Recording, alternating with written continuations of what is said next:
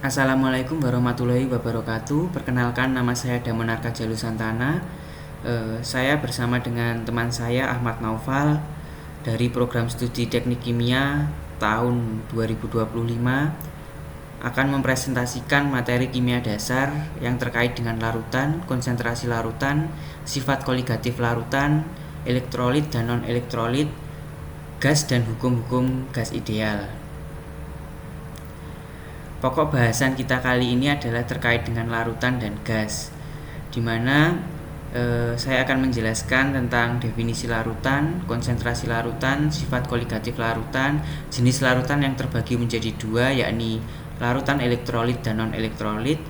Kemudian teman saya Ahmad Naufal akan menjelaskan terkait dengan konsep gas ideal serta hukum dan persamaan gas ideal.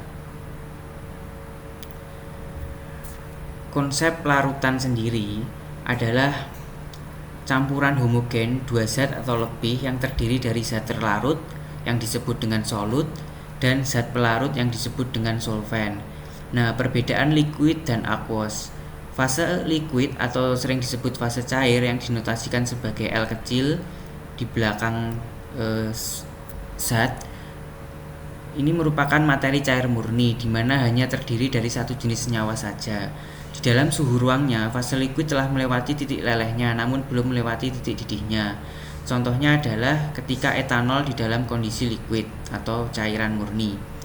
Sedangkan fase larutan atau aqueous ini adalah materi campuran yang terdiri dari dua jenis lebih atau lebih senyawa. Contohnya adalah larutan etanol dan larutan HCl, dinotasikan sebagai AgI atau aqueous.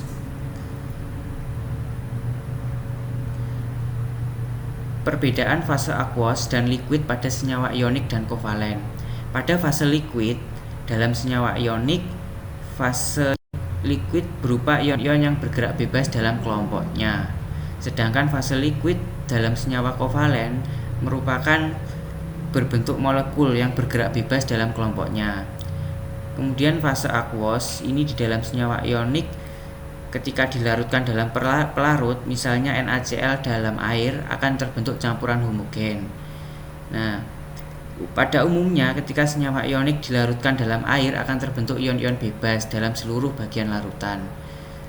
Sedangkan fase aqueous dalam senyawa kovalen ini terbagi menjadi dua, yakni senyawa kovalen polar dan beberapa senyawa kovalen polar yang tidak terdisosiasi. Beberapa senyawa kovalen polar yang tidak terdisosiasi ini contohnya adalah glukosa dan urea. Kemudian beberapa senyawa kovalen polar yang terdisosiasi menjadi ion penyusunnya, contohnya adalah HBr dan H2SO4. Berikutnya adalah terkait dengan pencampuran senyawa kovalen yang terdisosiasi dengan air. Senyawa kovalen tidak memiliki perbedaan elektronegativitas dalam senyawanya, sehingga dalam molekulnya tidak terjadi pengkutupan permanen. Yang perlu dipahami adalah kaidah like dissolve like, yakni senyawa yang sifatnya sejenis akan mampu bercampur atau larut.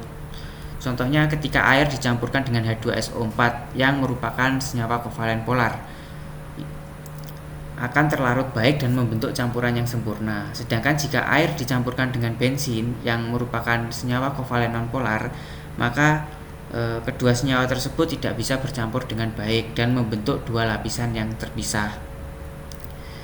Sifat larutan sendiri secara umum terbagi menjadi 4, yakni yang pertama adalah homogen. Larutan harus homogen atau tersebar secara merata dalam zat pelarut. Tidak boleh terjadi pengendapan atau pemisahan ketika didiamkan. Kemudian ukuran partikel kecil, yakni kurang dari 1 nanometer. Larutan ini tidak bisa dipisahkan dengan cara filtrasi biasa karena zat-zatnya sudah tercampur sempurna. Kemudian biasanya larutan memiliki visual atau penampakan yang jernih dan transparan serta tembus cahaya. Berikutnya adalah terkait dengan konsentrasi larutan. Konsentrasi larutan menyatakan jumlah zat terlarut dalam larutan atau campuran. Semakin banyak zat terlarut, maka larutan akan semakin pekat. Sedangkan semakin banyak zat pelarut, maka larutan akan semakin encer.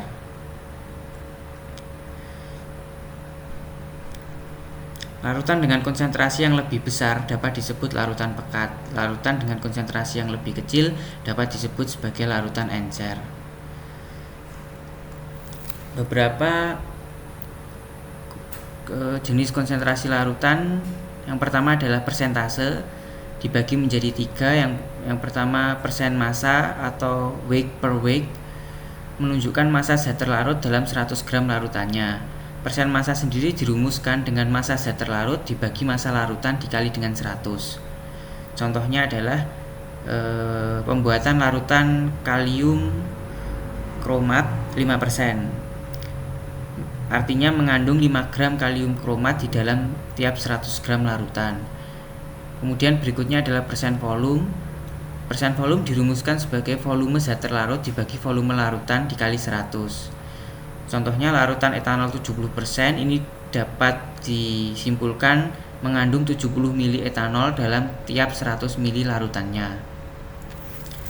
Kemudian persentase massa per volume atau campuran ini dirumuskan sebagai persen massa zat terlarut dibagi volume larutan dikali 100.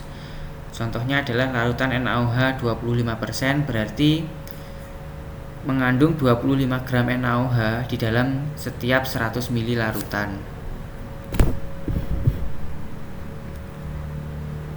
Yang berikutnya adalah bagian per juta atau sering dikenal sebagai part per million atau ppm, menyatakan banyaknya bagian zat yang terdapat dalam 1 juta bagian larutan. Persamaan yang dapat digunakan untuk menghitung ppm adalah massa zat dibagi massa campuran kali 10 pangkat 6, atau volume zat dibagi volume campuran kali 10 pangkat 6. Dengan keterangan 1 ppm sama dengan 1 mili zat dalam 1 meter kubik campuran, atau 1 ppm sama dengan 1 miligram zat dalam 1 kilogram campuran, atau 1 ppm sama dengan 1 mg zat dalam 1 liter larutan jika dalam pelarut air. ppm dapat dituliskan dalam persamaan lain sebagai berikut. ppm sama dengan gram zat terlarut dibagi gram larutan kali 1 juta. ppm sama dengan gram zat terlarut. Karena gram larutan ini terdiri dari gram zat terlarut dan gram zat pelarut, maka dapat dituliskan sebagai berikut, dikali 10 pangkat 6. Maka ppm sama dengan 1 mg dikali 1000 mg. 1 mg dibagi 1000 mg. Maka ppm sama dengan 1 mg dibagi 1 kg. 1000 mg ini dikonversi satuannya ke kilo menjadi 1 kilo. Jika massa jenis air sama dengan 1 kg per liter, maka massa jenis sama dengan M per V atau massa dibagi volume. Maka volume sama dengan massa dibagi massa jenis. Volume sama dengan 1 kilo dibagi 1 kg per liter. Maka volume sama dengan 1 liter. Maka 1 kilo sama dengan 1 liter. Sehingga didapatkan persamaan ppm sama dengan miligram zat dibagi liter. Kemudian ppm sama dengan miligram zat dibagi mili per 1000. Karena diubah bentuknya ke dalam mili, satuan mili. Sehingga didapatkan rumus umum dari ppm yang biasa digunakan dalam kimia kuantitatif adalah ppm sama dengan miligram kali 1000 per mili. Jika dalam bentuk ion, misalkan Al2SO4 3 kali, maka ppm Al3+ sama dengan miligram dikali 1000 per mili kali sigma Al dikali ArAl, atau massa atom relatif Al dibagi massa molekul relatif senyawa. Kemudian ppmSO42- sama dengan miligram dikali 1000 per bagi mili kali sigma SO42- dikali massa atom relatif SO42- dibagi massa molekul relatif dari senyawa. Jadi dipecah menjadi bentuk ionnya Al2SO4 3 kali, Al3+ ditambah SO4 2-. Sehingga cara mencari ppm adalah dengan rumus berikut. MR senyawa ini adalah MR Al2SO4 3 kali. Kemudian konversi satuan konsentrasi dari persen menjadi ppm. 1 ppm mengartikan terdapat 1 gram zat terlarut dalam 1 juta gram larutan. Jika diketahui persen zat terlarut sama dengan gram zat terlarut dibagi gram larutan kali 100%, maka 1 gram dibagi 1 juta gram kali 100%. Nah, persen zat terlarut sama dengan 1 dibagi 10.000% atau sama dengan 10⁻⁴%. Sehingga didapatkan 1 ppm sama dengan 10⁻⁴% atau 1% sama dengan 10⁴ ppm. Kemudian konversi satuan konsentrasi ppm menjadi gram per liter. Jika diketahui ppm sama dengan miligram per liter, maka miligram dibagi liter kali 1 gram dibagi 1000 miligram. Sehingga gram per liter sama dengan ppm per 1000 atau ppm sama dengan gram per liter kali 1000. Contoh soal, jika suatu sampel air mengandung zat terlarut dengan kadar 50 ppm, hitunglah konsentrasi zat terlarut tersebut dalam gram per liter.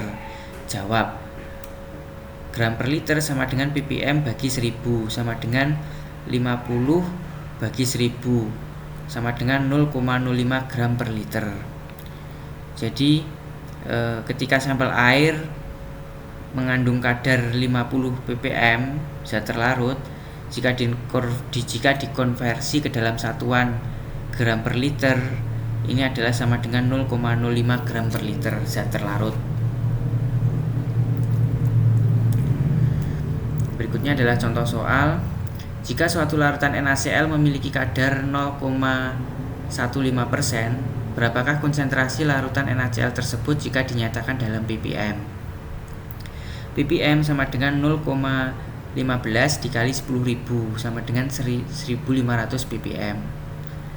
Nomor 2, jika suatu larutan mengandung 0,25 gram NaCl yang dilarutkan dalam 2 liter air, hitunglah konsentrasi larutan tersebut dalam ppm. Jika diketahui 1 ppm sama dengan 1 mg zat dibagi 1 liter larutan, maka 0,25 gram sama dengan 250 mg. Dikonversi satuannya menjadi miligram. Maka ppm sama dengan 250 mg dibagi dengan 2 liter sama dengan 125 ppm. Kemudian ada bagian per miliar atau BPM. Menyatakan banyaknya bagian zat yang terdapat dalam setiap 1 miliar larutan. Rumus umum yang digunakan adalah BPM sama dengan massa zat dibagi massa campuran dikali 10⁻⁹, atau BPM sama dengan volume zat dibagi volume campuran kali 10⁻⁹. Contoh adalah 1 BPM sama dengan 1 mikroliter zat dalam 1 meter kubik campuran, atau 1 BPM sama dengan 1 mikrogram zat dalam 1 kilogram campuran, atau bisa dituliskan juga 1 BPM sama dengan 1 mikrogram zat dalam 1 liter larutan jika dalam pelarut air. Kemudian berikutnya adalah molaritas atau satuan konsentrasi molaritas atau M. Konsentrasi larutan yang menyatakan banyaknya mol zat terlarut di dalam setiap 1 liter larutan. Maka dapat dituliskan rumus umumnya adalah mol M sama dengan mol dibagi volume. Mol dinotasikan sebagai N, volume ini dalam satuan liter. Maka M sama dengan massa atau gram dalam gram dibagi dengan MR, massa molekul relatif senyawa, dibagi dengan mililiter dibagi 1000, atau bisa dituliskan ulang, molaritas sama dengan massa atau dalam bentuk gram dibagi dengan mr kali 1000 per mililiter. Berikutnya adalah konversi satuan konsentrasi persen menjadi molaritas atau m. Jika dalam suatu zat dinotasikan sebagai X%, mengartikan terdapat X gram zat terlarut dalam 100 gram larutan. Jika diketahui molaritas sama dengan mol per liter, maka milimol dibagi mililiter, dan diketahui mol sama dengan gram per mr, maka X gram dibagi mr dikali gram per mol ini sama dengan X dibagi mr dikali mol. Kemudian jika dihubungkan dengan persamaan rumus berat jenis atau rho yang sama dengan massa dibagi volume, maka volume sama dengan massa dibagi massa jenis, sama dengan massa tadi 100 gram dibagi dengan massa jenis dikali gram dibagi dengan mililiter, atau dapat dituliskan ulang sama dengan 100 dibagi massa jenis dikali mililiter. Sehingga molaritas sama dengan milimol dibagi mililiter sama dengan 1000X dibagi dengan mr dibagi lagi dengan 100 dibagi dengan massa jenis. Maka dapat dituliskan dalam bentuk yang lebih rapi, 100X dibagi dengan mr dikali dengan rho atau massa jenis dibagi dengan 100, sehingga bisa dituliskan dalam persamaan umum, yaitu molaritas sama dengan 10 dikali dengan X dibagi dengan massa jenis dibagi dengan massa molekul relatif dari senyawa.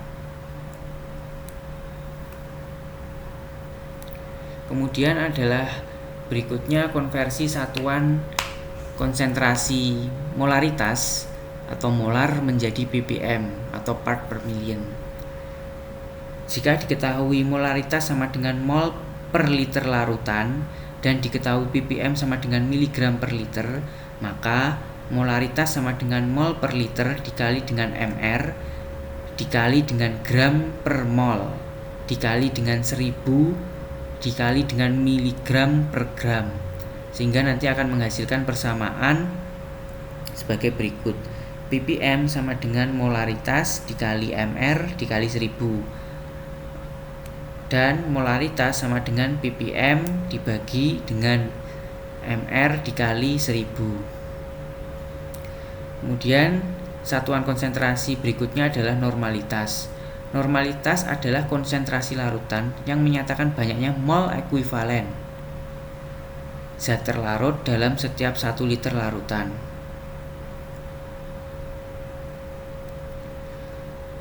N sama dengan mol ekuivalen per liter, sama dengan gram dibagi berat ekuivalen dikali 1000 dibagi mililiter larutan, sehingga normalitas sama dengan gram dikali alfa dibagi dengan mr dikali 1000 dibagi dengan mililiter, atau dapat dituliskan sebagai berikut: N sama dengan alfa dikali gram per mr dikali 1000 per mililiter larutan. Nah, maka persamaan itu dapat diturunkan, normalitas sama dengan alfa dikali dengan molaritas. Berat ekuivalen sendiri adalah massa molekul relatif atau mr dibagi dengan valensi atau N. Nah, ada beberapa cara untuk menentukan valensi sesuai dengan jenis reaksi. Yang pertama, kita harus membedakan terlebih dahulu jenis reaksi yang terjadi, bisa reaksi asam basa dan juga bisa reaksi redoks. Nilai valensi dalam reaksi asam basa, contohnya dalam asidimetri atau titrasi asam, ini menandakan jumlah ion H+ yang dilepaskan. Sedangkan valensi atau N ketika dalam reaksi basa atau alkalimetri ini merupakan jumlah ion OH- yang dilepaskan. Sedangkan pada penggaraman ini adalah jumlah muatan ion yang bereaksi. Sedangkan pada reaksi redox ini valensi adalah jumlah elektron yang ditransfer sesuai dengan persamaan redox yang setara. Contoh soal, hitung normalitas larutan H2SO4 jika 4,9 gram H2SO4 dilarutkan di dalam 500 ml air. Jika diketahui massa molekul relatif H2SO4 sama dengan 98 gram per mol. Langkah 1, hitung berat ekuivalen atau BE dari H2SO4 yang melepaskan 2H+. H2SO4 ketika terionisasi ini menjadi H+ ditambah SO4 2-. Ketika disetarakan maka menjadi 2H+ ditambah SO4 2- untuk menjadi netral. Sehingga H2SO4 ini melepaskan 2 ion H+. Maka valensi atau N dari H2SO4 ini adalah 2. Kemudian berat ekuivalen adalah Mr dibagi valensi, 96 dibagi 2 sama dengan 49. Kemudian kita masukkan ke rumus normalitas, N sama dengan gram dibagi BE kali 1000 dibagi mililiter larutan. 4,9 gram dibagi 49 dikali 1000 dibagi 500 bisa disederhanakan sehingga didapatkan normalitas larutan H2SO4 adalah 1 normal. Satuan konsentrasi selanjutnya adalah fraksi mol. Fraksi mol ini adalah konsentrasi larutan yang menyatakan perbandingan mol zat terlarut terhadap mol larutan. Rumusnya adalah XT, atau X ini adalah zat, T ini adalah terlarut, L ini adalah larutan, P ini adalah pelarut. Jadi zat terlarut sama dengan mol zat terlarut dibagi dengan mol larutan. XT sama dengan mol zat terlarut dibagi dengan mol zat terlarut ditambah dengan mol zat pelarut. XT ditambah XP atau zat terlarut atau fraksi mol zat terlarut ditambah fraksi mol zat pelarut ini sama dengan 1. Maka fraksi mol zat pelarut ini sama dengan 1 dikurangi fraksi mol zat terlarut. Jadi mol larutan ini kan terdiri dari zat terlarut dan zat pelarut atau solvent dan solut tadi.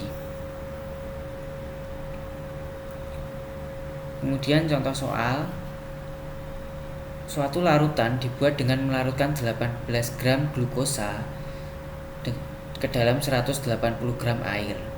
Hitunglah fraksi mol glukosa dan fraksi mol air. Jika diketahui Mr glukosa sama dengan 180 dan MrH2O sama dengan 18. Yang pertama adalah menghitung mol dari masing-masing zat. Mol glukosa sama dengan gram dibagi Mr, kembali ke rumus mol. Sehingga 18 dibagi 180 sama dengan 0,1 mol. Berikutnya adalah mol air sama dengan 180 dibagi dengan 18 sama dengan 10 mol. Kemudian menghitung fraksi mol. Fraksi mol dari glukosa sama dengan 0,1 atau mol glukosa dibagi dengan 0,1 ditambah 10 sama dengan 0,1 dibagi dengan 10,1 sama dengan 0,099. Nah, fraksi mol air ini dapat dicari dengan 10 dibagi dengan 10,1 sama dengan 0,9901. Nah, 10 ini tadi merupakan mol air ya. Jadi mol air dibagi dengan fraksi mol glukosa 10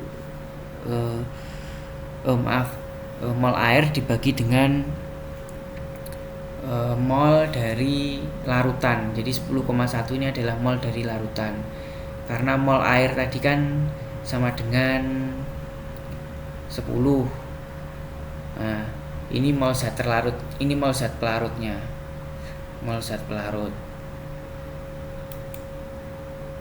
Kemudian mol zat terlarut ini adalah mol glukosa. Jadi glukosa di sini sebagai zat terlarut.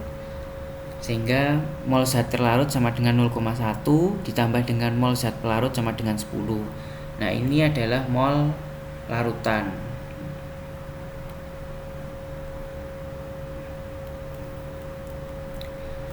Kemudian yang berikutnya adalah molalitas. Molalitas menyatakan jumlah mol zat terlarut di dalam 1 kg zat pelarut. Notasinya adalah M kecil sama dengan mol zat terlarut dibagi dengan kilogram pelarut.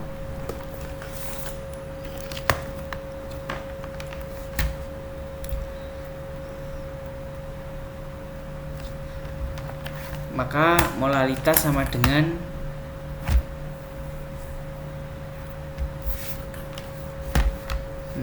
molalitas sama dengan gram zat terlarut dibagi dengan mr zat terlarut dikali 1000 dibagi gram pelarut.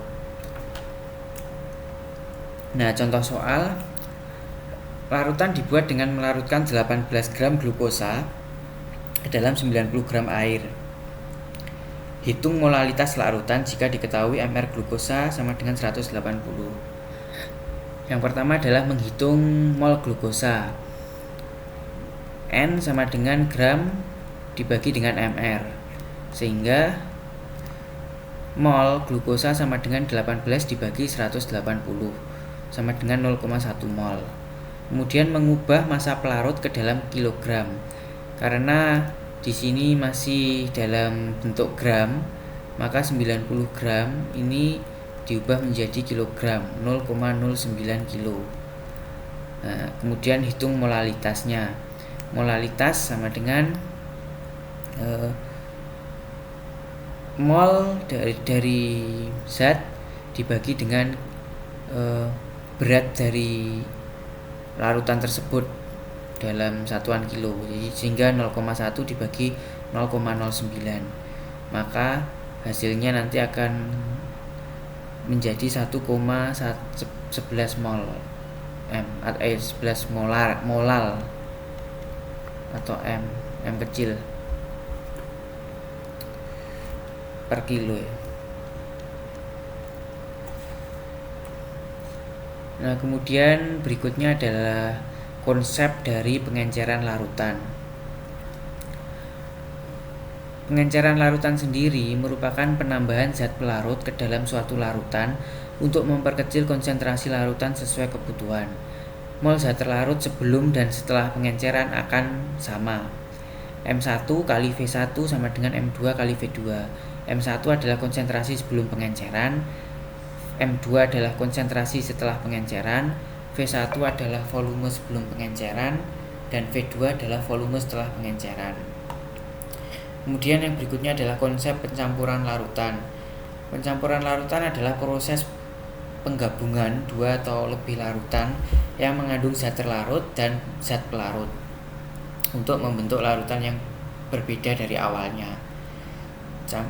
Rumus pencampuran ini adalah V1 dikali C1 ditambah V2 dikali C2 dibagi dengan V1 ditambah V2.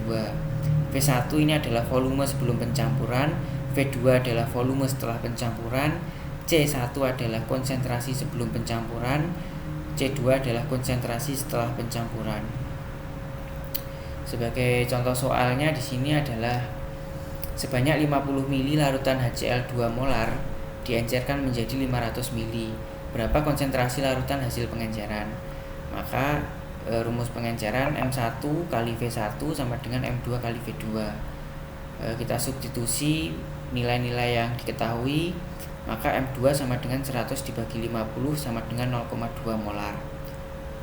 Di sini ada soal tentang pencampuran di mana 100 ml larutan NaCl 1 molar dicampur dengan 200 ml larutan NaCl 0,5 molar. Hitunglah molaritas campuran. Maka 100 ml ini adalah M1. Kemudian NaCl 1 molar ini adalah ini adalah V1, sedangkan konsentrasinya adalah M1 atau C1 juga bisa. Dicampur dengan 200 ml larutan NaCl 0,5 molar. Ini adalah M2, ini adalah V2. Kemudian bisa kita substitusi ke rumus M3 sama dengan M1 kali V1 tambah M2 kali V2 dibagi dengan V1 ditambah V2. Maka dihasilkan nilai konsentrasi zat yang dicampur ini adalah 0,67 molar. Kemudian berikutnya adalah tentang sifat koligatif larutan. Sifat koligatif larutan adalah sifat-sifat larutan yang hanya bergantung pada jumlah partikel zat terlarut, baik ion ataupun molekul dalam suatu pelarut, bukan pada jenis zat terlarutnya. Dengan kata lain, sifat koligatif ditentukan oleh konsentrasi partikel zat terlarut, bukan oleh identitas kimia zat tersebut. Yang pertama adalah penurunan tekanan uap atau dinotasikan sebagai delta P. Penurunan tekanan uap ini terjadi karena adanya penambahan zat terlarut non-volatil, zat yang tidak mudah menguap, yang mengurangi jumlah molekul pelarut di dalam permukaan cairan, sehingga tekanan uap larutannya menjadi lebih rendah dibandingkan pelarut murninya. Maka dapat ditarik kesimpulan, semakin banyak zat terlarut dalam suatu larutan, ini akan semakin banyak molekul yang menghalangi air atau pelarut menguap, maka semakin rendah tekanan uap jenuhnya. Penurunan tekanan uap atau delta P ini dapat dirumuskan menggunakan hukum Raoult, di mana delta P sama dengan P0 dikurangi P, atau delta P sama dengan fraksi mol dari zat terlarut dikali dengan P0 yang merupakan tekanan uap jenuh pelarut murni. Kemudian tekanan uap larutan atau P ini dapat dihitung dengan mengalihkan fraksi mol dari zat pelarut dikali dengan tekanan uap jenuh pelarut murni atau P0. Nah, dari kedua rumus ini dapat dicari fraksi mol zat terlarut untuk larutan elektrolit dan fraksi mol zat pelarut untuk larutan elektrolit. Fraksi mol zat terlarut sama dengan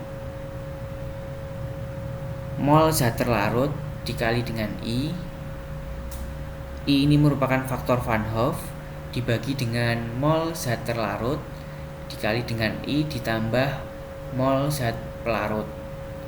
Begitu juga dengan fraksi mol pelarut untuk larutan elektrolit. Fraksi mol pelarut sama dengan mol zat pelarut dibagi dengan mol zat terlarut dikali dengan faktor Van Hoff ditambah dengan mol zat pelarut.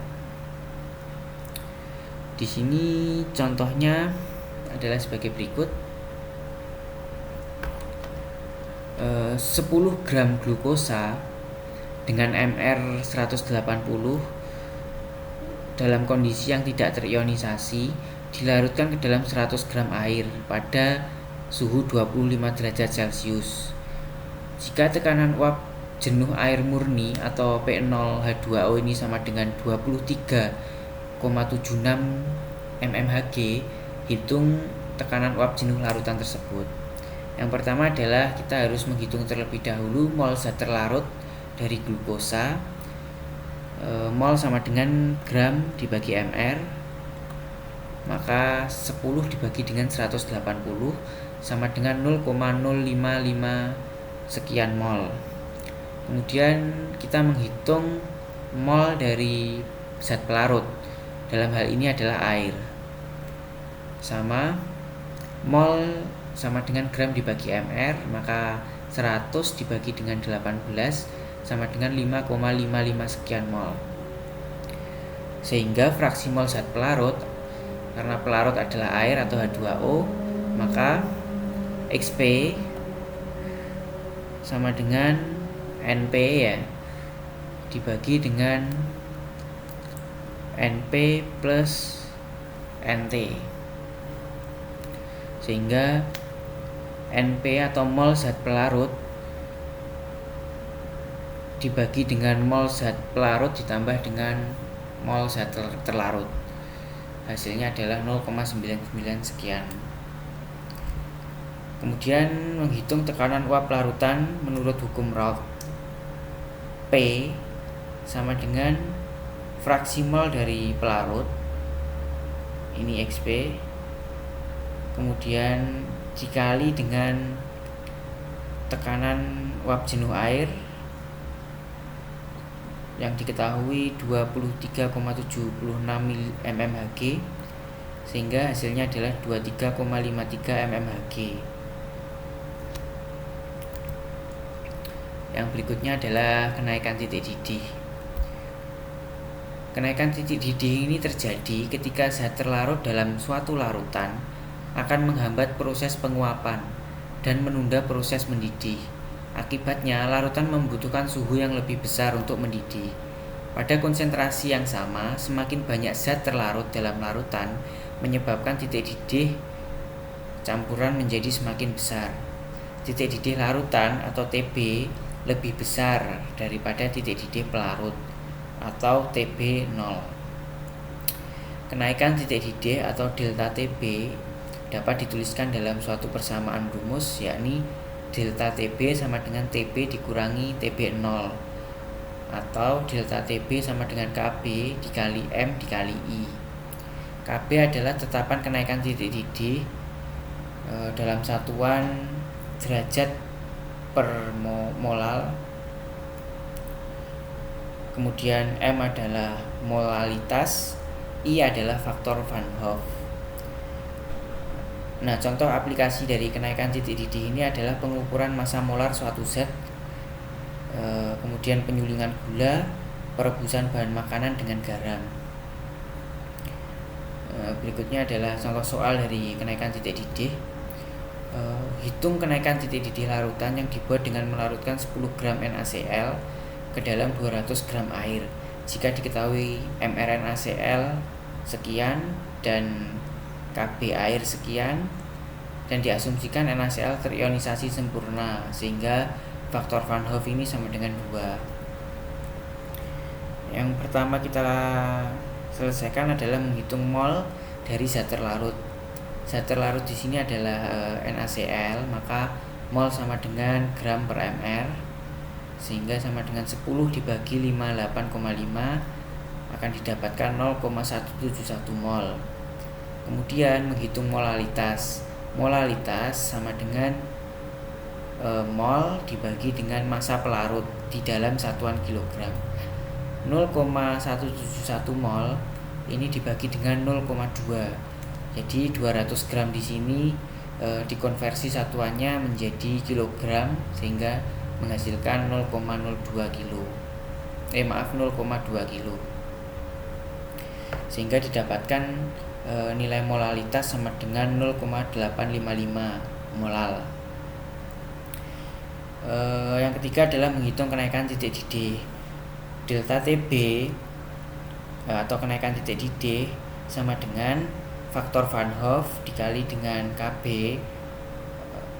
air dikali dengan molalitas, sehingga dapat disubstitusikan nilai-nilai yang sudah didapatkan dan diketahui, sehingga titik didih larutan atau delta TB kenaikan titik didih ini didapatkan 0,875 derajat Celcius. Nah, maka menghitung titik didih larutan atau TB ini sama dengan 100 ditambah 0,875, karena titik didih air sama dengan 100, titik didih pelarut ya, titik didih pelarut ini sama dengan 100 ditambah dengan kenaikan titik didih larutan 0,875, sehingga hasilnya adalah 100,875 derajat Celcius. Kemudian ada penurunan titik beku. Penurunan titik beku ini terjadi ketika zat terlarut dalam suatu larutan akan menghalangi molekul-molekul air untuk merapat dan membentuk padatan kristal atau es. Akibatnya yang saat larutan membeku membutuhkan suhu yang lebih kecil dari suhu air ketika membeku, di mana air membeku pada suhu 0 derajat Celcius. Pada konsentrasi yang sama, semakin banyak jumlah zat terlarut dalam larutan menyebabkan titik beku larutan menjadi semakin kecil. Sedangkan titik didih larutan atau TF lebih kecil dari titik didih pelarut atau TF0. Penurunan titik beku dapat didefinisikan dalam sebuah rumus, yakni delta TF sama dengan TF0 dikurangi dengan TF. Sedangkan delta TF sama dengan KF dikali molalitas dikali dengan I atau faktor Van Hoff. Delta TF ini penurunan titik beku, TF0 ini adalah titik didih pelarut, sedangkan TF ini adalah titik didih larutan. Aplikasi kenaikan titik didih adalah contohnya pembuatan es krim, kemudian proses pelelehan es dengan garam. Kemudian berikutnya adalah contoh soal tentang titik beku larutan. Hitunglah titik beku larutan yang dibuat dengan melarutkan 10 gram glukosa ke dalam 200 gram air. Jika diketahui MR glukosa 180 dan KF air adalah 1,86 derajat Celcius kilogram per mol, dan titik beku air murni sama dengan 0 derajat Celcius. Penyelesaian, mol glukosa sama dengan 10 dibagi 180 sama dengan 0,0556 mol. Karena glukosa tidak terionisasi, maka faktor Van Hoff sama dengan 1. Sehingga titik beku larutan, penurunan titik beku larutan atau delta TF sama dengan faktor Van Hoff dikali dengan KF dikali dengan M. 1 dikali 1,86 dikali 0,278 dikali dengan sama dengan 0,517 derajat Celcius. Maka titik beku larutan ini didapatkan dengan cara titik beku air dikurangi dengan penurunan titik beku ketika ditambahkan suatu larutan. Maka TF sama dengan 0 dikurangi 0,517, sehingga titik beku larutan adalah minus 0,52 derajat Celcius. Ini dibulatkan. Kemudian berikutnya adalah tekanan osmotik. Osmosis adalah pergerakan pelarut melalui membran semi permeabel dari konsentrasi tinggi ke konsentrasi rendah. Tekanan osmotik ini merupakan tekanan zat cair untuk melakukan osmosis hingga terjadi keadaan setimbang atau isotonik. Nah, nilai dari tekanan osmotik yang disimbolkan sebagai P ini dapat dihitung menggunakan rumus M atau molaritas dikali dengan R atau tetapan yang nilainya 0,082 L kali ATM per mol kali Kelvin dikali dengan T. T ini adalah suhu harus dalam satuan Kelvin, kemudian I adalah faktor Van Hoff. Nah, proses osmosis menghasilkan 3 kondisi larutan, yaitu yang pertama isotonik. Isotonik ini adalah kondisi di mana tekanan osmotik suatu larutan sama dengan tekanan osmotik larutan lain. Sedangkan hipertonik ini adalah kondisi di mana tekanan osmotik suatu larutan lebih besar dari tekanan osmotik larutan lain. Sedangkan hipotonik ini adalah kondisi di mana tekanan osmotik suatu larutan lebih kecil dari tekanan osmotik larutan lain. Nah, proses atau aplikasi dari tekanan osmotik ini sendiri contohnya adalah proses desalinasi air laut, kemudian proses cuci darah atau hemodialisa, dan penerapannya di dalam cairan infus serta penyerapan air oleh tanaman. Contoh soal, sisi A berisi 1 liter larutan sukrosa 0,2 molar pada suhu 25 derajat Celcius. Sisi B berisi air murni. Berapa tekanan yang harus diberikan ke sisi A agar tidak terjadi osmosis? Maka penyelesaiannya adalah sukrosa ini merupakan larutan non-elektrolit sehingga faktor Van Hoff-nya sama dengan 1. Maka Pi sama dengan MR kali T sama dengan 0,2 dikali dengan 0,082057 dikali dengan 298,15 sama dengan 4,8931 atm. Maka Pi sama dengan 4,89 atm.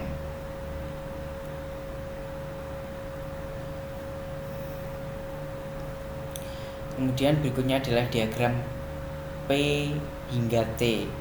Diagram P hingga T ini adalah diagram yang menyatakan hubungan antara suhu, tekanan dengan fase zat, yaitu fase padat, fase cair, dan fase gas. Nah, titik triple adalah titik di mana suatu zat berada dalam kesetimbangan 3 fase pada suhu dan tekanan tertentu. Titik triple ini ada di sini. Ini nggak kelihatan. Ini adalah titik triple. Kemudian titik didih larutan lebih besar dibandingkan titik didih pelarut, dan titik beku larutan lebih kecil daripada titik beku pelarut. Hal ini menyebabkan pergeseran pada diagram P hingga T, sehingga diagram P hingga T larutan akan memiliki cekungan yang lebih besar dari diagram P hingga T pelarut. Ini adalah penjelasan dari diagram P hingga T pelarut, baik larutan non-elektrolit maupun larutan elektrolit. Garis KN, garis K ke N,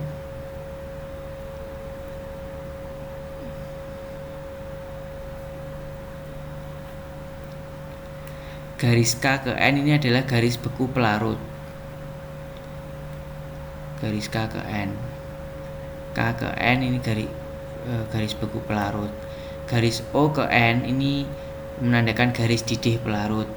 Garis H ke N adalah garis sublim pelarut. Kemudian titik K, titik beku pelarut, titik O, titik didih pelarut, titik N, titik triple pelarut, di mana pelarut ini memiliki kesetimbangan 3 fase. Kemudian diagram PT larutan non-elektrolit, dari garis J ke M ini merupakan garis beku larutan non-elektrolit.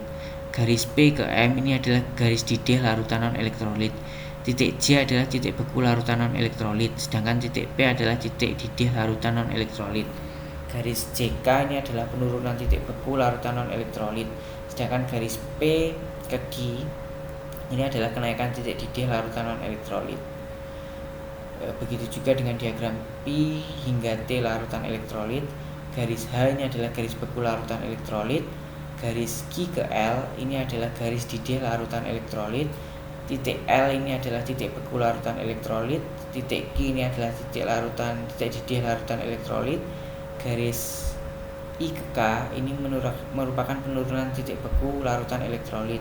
Sedangkan garis Q ke O ini adalah kenaikan titik didih dari larutan elektrolit.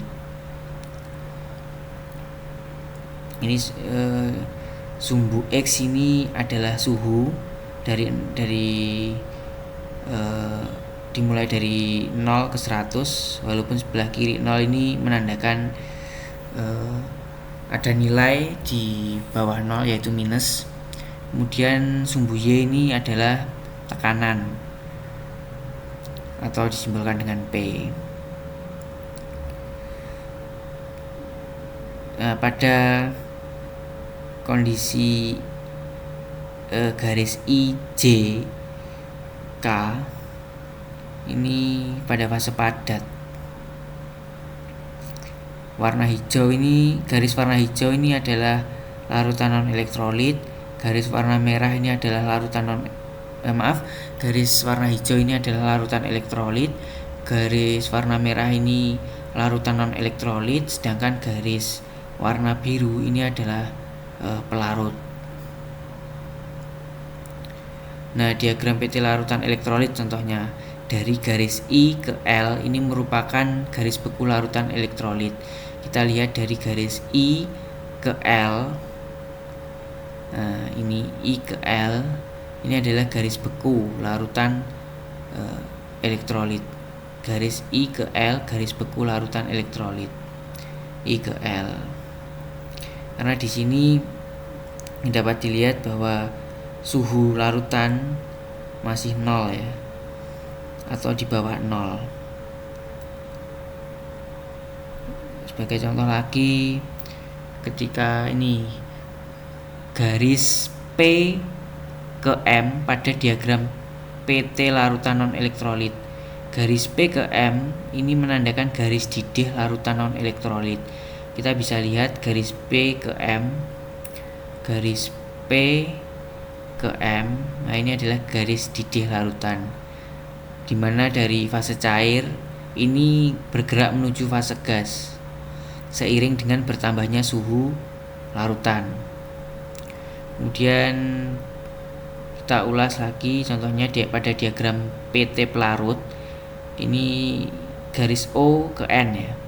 Garis O ke N ini adalah garis didih pelarut. Coba kita lihat di grafiknya. Garis O ke N ini adalah garis didih pelarut. O ke N ya. Jadi dari O ke N ini dari fase cair ke gas atau mendidih seiring bertambahnya dengan suhu dan tekanan. Ini contohnya pada pelarut, diagram pelarut atau garis biru tadi. Titik O adalah titik didih pelarut. Coba kita lihat. Titik O adalah titik didih pelarut. Dimana jika pelarut air ini pada suhu 100 derajat, air ini akan mendidih. Sehingga titik O ada di sini. Kemudian ini tadi titik triple pelarut, dimana pelarut ini memiliki atau berada dalam kesetimbangan 3 fase pada suhu dan tekanan tertentu. Ini titik triple 1 LMN. Sebagai contoh lagi, ini adalah titik J dalam diagram PNT larutan non elektrolit. Titik J ini menandakan titik beku larutan non elektrolit. Maka kita lihat larutan non elektrolit ini garis berwarna merah. Titik J tadi, titik J ini menandakan titik beku larutan non elektrolit. Dia dari padat menuju dari cair menuju padat.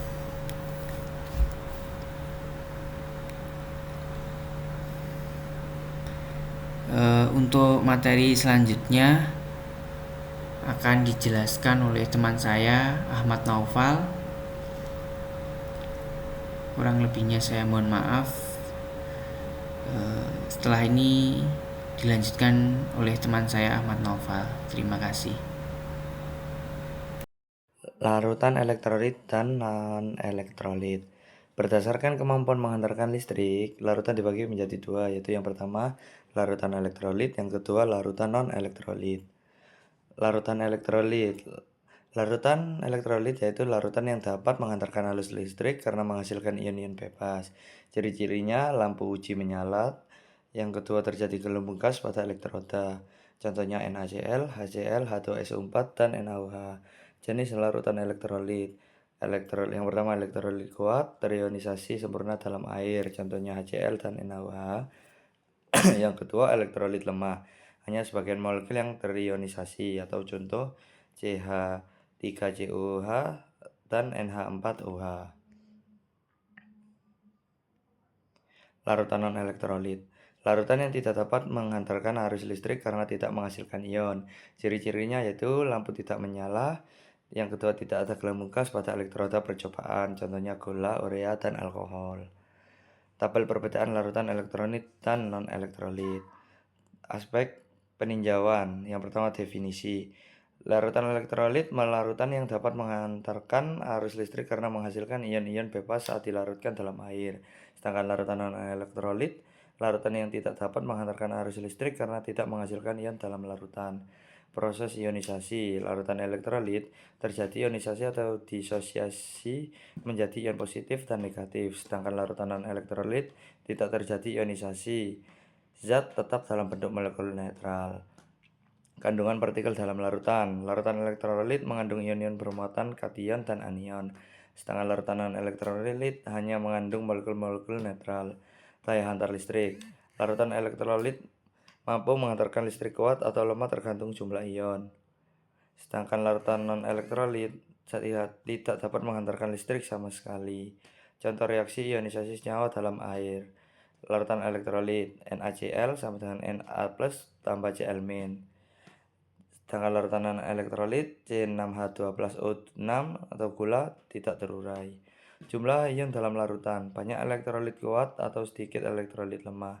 Tidak ada ion sama sekali kalau larutan non-elektrolit. Aspek peninjauan uji daya hantar listrik. Larutan elektrolit, lampu menyala terang atau elektrolit kuat atau redup elektrolit lemah. Sedangkan larutan non-elektrolit, lampu tidak menyala. Faktor Van Hoff.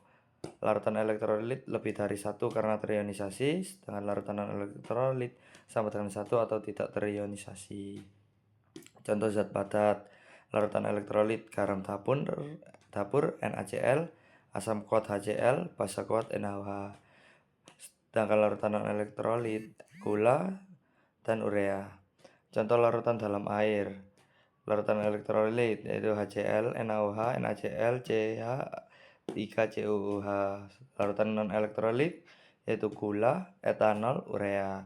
Sifat fisik uji larutan dapat menimbulkan gelembung gas atau endapan di elektroda karena reaksi elektrolisis. Sedangkan larutan non-elektrolit tidak terjadi reaksi pada elektroda. Energi ionisasi. Larutan elektrolit rendah karena mudah melepaskan ion. Larutan non-elektrolit tinggi sehingga sulit membentuk ion. Faktor Van Hoff. Faktor Van Hoff merupakan faktor penggali jumlah partikel dalam larutan elektrolit. Faktor Van Hoff adalah bilangan yang menunjukkan jumlah partikel yang terbentuk ketika suatu zat terlarut berada dalam larutan. Faktor Van Hoff memiliki rumus I sama dengan 1 tambah buka kurung N min 1 kali A. Tutup kurung kali A. I sama dengan faktor Van Hoff, N sama dengan jumlah ion dari disosiasi per molekul, A adalah derajat disosiasi. Faktor Van Hoff. Contoh soal ada seperti di bawah ini. Suatu larutan CaCl2 0,2 m memiliki derajat ionisasi A sama dengan 0,8. Hitung nilai faktor Van Hoff. Penyelesaian rumus I sama dengan 1 tambah A buka kurung N min 1 tutup kurung. I sama dengan 1 tambah 0,8 kali 3 min 1. I sama dengan 1 tambah 1,6 sama dengan 2,6. Ditemukan faktor Van Hoff I sama dengan 2,6. Konsep gas. Gas terdiri dari bagian-bagian kecil yang disebut sebagai molekul yang hampir mirip dengan zat padat maupun cair. Namun molekul pada gas bergerak secara bebas. Berdasarkan teori kinetik gas terbentuk dari tekanan yang dianggap sebagai akibat molekul-molekul kecil yang bergerak sembarangan dengan kecepatan tinggi dan saling bertumbukan dengan molekul lain maupun dengan dinding atau wadah ruang secara terus-menerus. Gas dibagi menjadi ada 2 jenis, yaitu gas ideal dan sejati. Perbedaan gas ideal dan sejati. Aspek definisi. Gas ideal, gas yang diasumsikan sempurna dan selalu mengikuti hukum gas ideal. Sedangkan gas sejati atau nyata, gas yang benar-benar ada di alam dan perilakunya menyimpang dari hukum ideal. Gaya tarik antar molekulnya, gas ideal diabaikan atau dianggap tidak ada. Sedangkan gas sejati ada gaya tarik menarik antar partikel. Volume partikel gasnya gas ideal dianggap 0 atau tidak punya volume. Sedangkan gas sejati memiliki volume nyata. Ketaatan pada hukum gas. Gas ideal selalu memenuhi persamaan PV sama dengan nRT, sedangkan gas sejati tidak selalu memenuhi persamaan tersebut. Kondisi ideal berlaku. Gas ideal berlaku pada semua kondisi atau dalam teori, sedangkan gas sejati hanya mendekati ideal saat tekanan rendah dan suhu tinggi. Contoh gas ideal, gas teoritis atau tidak ada di alam nyata. Dan contoh gas sejati yaitu O2, CO2, N2, udara, uap, air, dan lain-lain. Penyimpangan dari ideal. Gas ideal tidak ada penyimpangan dan gas sejati ada penyimpangan terutama pada tekanan tinggi dan suhu rendah. Apa sih itu gas ideal? Ya, gas ideal adalah gas yang terdiri dari partikel-partikel titik yang bergerak secara acak dan tidak saling berinteraksi. Gas ideal memenuhi hukum-hukum gas dan persamaan gas umum dalam skala kondisi suhu dan tekanan. Sifat-sifat gas ideal. Yang pertama, tidak ada gaya tarik-menarik antar partikel. Yang kedua, partikel gas terdistribusi secara merata. Yang ketiga, partikel gas sangat banyak. Yang keempat, ukuran partikel gas sangat kecil dibanding dengan jarak antar partikel dan ukuran wadah. Yang kelima, setiap partikel gas selalu bergerak dengan arah sembarangan dan acak. Yang keenam, berlaku hukum Newton tentang gerak. Yang ketujuh, setiap tumbukan yang terdiri bersifat lenting, sempurna, dan berlaku hukum kekekalan momentum. Hukum gas ideal. Yang pertama, hukum Boyle. Untuk jumlah tetap gas ideal di suhu yang sama, maka tekanan dan volume merupakan hubungan proporsional terbalik. P kali 1 per V sama dengan P1 kali V1 sama dengan P2 kali V2. Contoh soalnya seperti ini.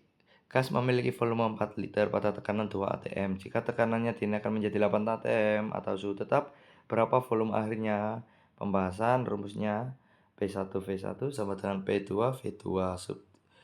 Dijawab, substitusi 2 kali 4 sama dengan 8 kali V. 8 sama dengan 8V.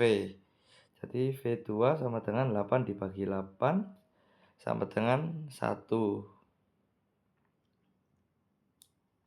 Hukum Gay-Lussac. Tekanan suatu gas yang masanya tetap akan berbanding lurus dengan suhu mutlaknya saat volume dalam keadaan tetap. Seperti P kali T sama dengan P1 per T1 sama dengan P2 per T2. Contoh soalnya seperti ini. Tekanan gas 2 atm pada suhu 300 Kelvin jika dipanaskan hingga 600 Kelvin dengan volume tetap. Berapakah tekanan akhirnya? Rumusnya P1 per T1 sama dengan P2 per T2. Substitusinya 2 per 300 sama dengan P2 per 600. P2 sama dengan 2 kali 600 dibagi 300 sama dengan 4 atm. Yang ketiga, hukum Charles. Pada tekanan tetap, volume gas ideal dengan massa tertentu akan berbanding lurus dengan suhu. Rumusnya V1 per T1 sama dengan V2 per T2. Gas memiliki volume 2 liter pada suhu 300 Kelvin. Jika dipanaskan hingga 450 Kelvin dengan tekanan tetap, berapa volume akhirnya? Kita masukkan rumusnya V1 per T1 sama dengan V2 per T2. Substitusikan 2 per 300 sama dengan V2 per 450. V2 sama dengan 2 kali 450 per 300 sama dengan 3 liter. Hukum yang keempat, hukum Avogadro. Ketika tekanan dan suhu tetap, volume sebanding dengan jumlah mol. Memiliki rumus V1 per N1 sama dengan V2 per N2. Gas volume, contoh soalnya, gas volume 3 liter mengandung 0,5 mol gas. Jika jumlah mol dinaikkan menjadi 2 mol atau P dan T tetap, berapa volume baru? Rumusnya V1 per N1 sama dengan V2 per N2. Kita substitusikan 3 per 0,5 sama dengan V2 per 2. V2 sama dengan 3 kali 2 per 0,5 sama dengan 12 liter. Hukum gabungan Boyle, Gay-Lussac, dan Charles. PV sama dengan T sama dengan konstan. P1 kali V1 per T1 sama dengan P2 kali V2 per T2. Persamaan umum gas ideal. Tekanan itu P, volume V, suhu T, dan mol N saling berhubungan melalui rumus PV sama dengan nRT. di mana P itu tekanan, memiliki satuan PA atau ATM, dan V sama dengan volume, memiliki satuan M pangkat 3 atau liter, dan N adalah jumlah zat memiliki satuan mol, R adalah tetapan gas ideal dengan nilai 8,314 Joule per mol kali K atau 0,082 liter kali ATM per mol kali K. T adalah suhu mutlak memiliki satuan Kelvin. Contoh soal, sebanyak 2 mol gas berada dalam volume 5 liter pada suhu 300 Kelvin. Jika tetapan gas R sama dengan 0,082 liter ATM per mol K, tentukan tekanannya. Rumusnya PV sama dengan nRT. P sama dengan nRT per V. Substitusikan P sama dengan 2 kali 0,082 kali 300 per 5 sama dengan P sama dengan 49,2 per 5 sama dengan 9,84 ATM. Tekanan yang kedua itu adalah rumus PV sama dengan NKT, di mana P adalah tekanan memiliki satuan PA, volume adalah volume memiliki satuan M per M pangkat 3, N sama dengan jumlah partikel, K tetapan Boltzmann dengan nilai 1,38 kali 10 pangkat min 23 Joule per Kelvin. T yaitu suhu mutlak memiliki satuan Kelvin. Terdapat contoh soal, K sama dengan R per NA kali sama dengan K sama dengan tetapan Boltzmann sama dengan 8,314 J per mol kali K per 6,02 kali 10 pangkat 23 per mol sama dengan 1,38 kali 10 pangkat 23 Joule per Kelvin. Contoh soalnya, sebuah gas berada dalam wadah dengan volume V sama dengan 2M pangkat 3, suhu T sama dengan 300 Kelvin. Jumlah partikel N sama dengan 5 kali 10 pangkat 22. Partikel konstanta Boltzmann K sama dengan 1,38 kali 10 pangkat min 23 Joule per Kelvin. Tentukan keterangan gas P. Rumusnya PV sama dengan NKT sama dengan P sama dengan NKT per V. P sama dengan 5 kali 10 pangkat 2, 1,38 kali 10 pangkat min 23 kali 300 per 2. Hitung langkah demi langkah. 5 kali 1,38 sama dengan 6,9, 10 pangkat 2 kali 10 pangkat min 23 sama dengan 10 min 1, P sama dengan 6,9 kali 10 min 1 kali 300 per 2 sama dengan 207 dibagi 2 kali 10 min 1 sama dengan 103,5 kali 10 min pangkat min 1, P sama dengan 10,35 PA. Konsep gas ideal. Teori kinetik gas. Teori kinetik gas mempelajari mengenai fenomena pergerakan gas atau berlaku hukum gerak Newton dan sifat-sifat gas baik secara makroskopik maupun mikroskopik. Sifat makroskopik gas. Sifat gas yang dapat diukur langsung menggunakan alat ukur oleh manusia, yaitu suhu, tekanan, volume, dan densitas. Sifat mikroskopis gas. Sifat gas berdasarkan keadaan partikel gas yang tidak dapat diukur langsung dengan alat ukur oleh manusia. Yang pertama, kecepatan efektif partikel gas. Kedua, energi kinetik partikel. Ketiga, momentum partikel. Keempat, gaya antar partikel. Sifat makroskopis gas. Volume adalah sifat ekstensif yang bergantung pada jumlah gas yang mengisi wadah atau ruangnya. Densitas adalah perbandingan massa suatu zat gas dengan volumenya karena molekul-molekul gas dapat bergerak bebas dalam wadah. Suhu dalam sifat fisik gas berhubungan dengan gerakan partikel atau molekul dan atom yang membentuk gas. Suhu merupakan energi kinetik rata-rata yang tersimpan dalam partikel gas. Sedangkan tekanan adalah jumlah seluruh gaya kompeten normal dan tangensial yang diberikan oleh partikel yang menabrak dinding wadah dibagi dengan luas permukaan dinding atau ruang. Sifat mikroskopis gas. Yang pertama, kecepatan efektif partikel. Kecepatan gerak gas merujuk pada gerakan acak partikel-partikel yang sangat cepat. Kecepatan ini dipengaruhi oleh suhu dan massa molar gas. Semakin tinggi suhu, semakin cepat partikel gas bergerak. Sedangkan pada partikel gas dengan massa molar yang lebih kecil akan bergerak lebih cepat pada suhu yang sama dibandingkan dengan gas dengan massa molar yang lebih besar. Kecepatannya kuadrat rata-rata partikel gas dapat dihitung sebagai berikut. V buka kurung RMS tutup kurung sama dengan akar 3 RT per M atau V kali RMS sama dengan akar 3P per Pi. R konstanta gas ideal yaitu 8,314 Joule per mol kali K. T yaitu suhu memiliki satuan Kelvin, M yaitu massa molar gas memiliki satuan kg per mol, P sama dengan tekanan gas memiliki satuan PA, sedangkan Pi yaitu massa jenis memiliki satuan kilogram per M pangkat 3. Sifat mikroskopik gas. Yang kedua, momentum partikel gas. Dari teori kinetik gas, P sama dengan 1 nm V kuadrat. Dari teori kinetik gas, P sama dengan 1/3 kali nm V kuadrat per V. Keterangannya P yaitu tekanan gas memiliki satuan PA, N jumlah partikel gas, M massa suatu partikel memiliki satuan kilogram, V pangkat min 2 sama dengan rata-rata kuadrat kecepatan partikel memiliki satuan M kuadrat per S kuadrat, V sama dengan volume wadah, M pangkat 3. Rumus ini diperoleh dari momentum total semua partikel gas yang bertumbukan dengan dinding wadah. Sifat mikroskopik gas. Yang ketiga yaitu energi kinetik partikel. Dalam teori kinetik gas, energi kinetik rata-rata partikel gas berhubungan dengan suhu mutlak atau T. E-K sama dengan 3/2 kT. Keterangannya yaitu K sama dengan energi kinetik rata-rata per partikel, satuannya Joule, K yaitu konstanta Boltzmann sama yaitu 1,38 kali 10 min pangkat min 23 Joule per K Kelvin. Sedangkan T yaitu suhu mutlak memiliki satuan Kelvin. Untuk 1 mol gas, contoh soalnya ini.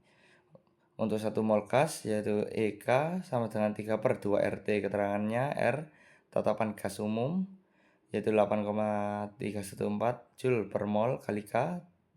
Sedangkan T yaitu suhu dalam Kelvin. Sekian presentasi dari saya. Assalamualaikum warahmatullahi wabarakatuh.